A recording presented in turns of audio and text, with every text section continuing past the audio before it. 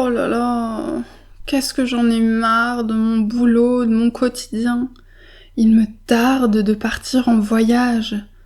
Et mes prochaines vacances sont dans tellement longtemps. Mais tu n'as pas besoin d'attendre tes vacances pour partir en voyage. Et je fais comment alors?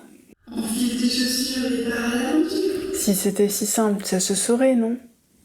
Et c'était vraiment plus simple que tu ne le croyais. Pourquoi pas flâner dans les rues de ton quartier? Mais oui.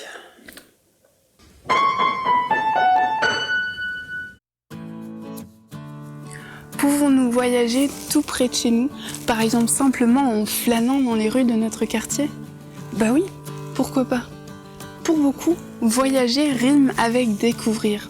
Voyager rime avec découvrir. Bon, ok, je pense que je vais pas pouvoir écrire un super poème avec ce rime-là, mais bon, vous avez compris ce que je voulais dire. On croit connaître notre quartier de fond en comble parce qu'on le voit tous les jours. Mais est-ce vraiment vrai? Connaissons-nous notre quartier si bien qu'il n'y a vraiment plus rien à y découvrir?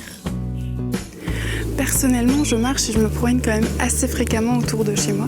Et ce qui est intéressant, c'est que quand j'ai envie de partir pour voyager, pour découvrir, c'est magique.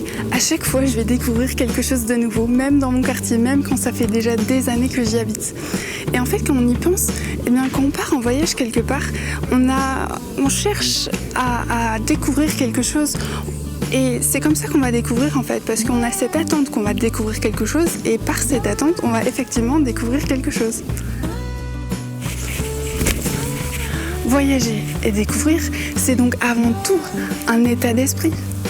Or, si c'est un état d'esprit, cela dépend de nous. Et si ça dépend de nous, ça veut dire qu'il est en notre pouvoir de retrouver les sensations qu'on peut avoir quand on part en voyage. Et si c'est en notre pouvoir, ça veut dire qu'il est forcément possible de voyager tout près de chez nous, même en flânant dans les rues de notre quartier. Logique, non? Mais comment on fait concrètement? Pour ça, je vous donne rendez-vous à la prochaine vidéo où je partage quelques astuces pour plus facilement rentrer dans cet état d'esprit de voyage et de découverte. Comme ça, vous aussi, vous pourrez voyager tout en flânant dans les rues de votre quartier. À bientôt!